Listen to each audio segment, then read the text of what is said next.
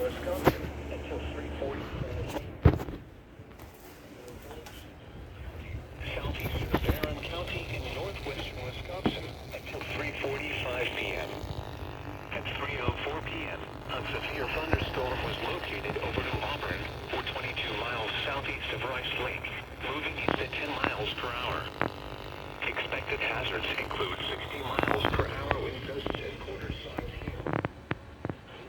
Radar indicated threat. The following effects are expected. Hail damage to vehicles is expected. Expect wind damage to roofs, siding, and trees. This severe thunderstorm will be near Bloomer around 3:15 p.m. For your protection, move to an interior room on the lowest floor of a building.